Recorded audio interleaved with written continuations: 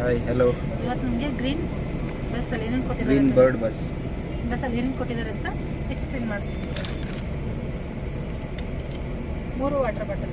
ಇಬ್ಬರೇ ಇದೀವಲ್ಲ, ಮೂರರಿಗೆ ಗೊತ್ತಿಲ್ಲ ಯಾರು ಕೊಟ್ಟಾರ ಅಂತ. ಒಟ್ಟಲ್ಲಿ 3 ಕೊಟ್ಟವ್ರೆ. ಅದು ಮತ್ತೆ ಗೊತ್ತು.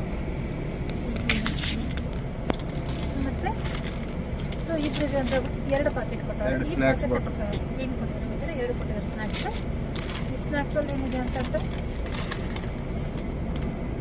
ಒಂದು ಬಿಸ್ಕೆಟ್ ಪ್ಯಾಕೆಟು, ಒಂದು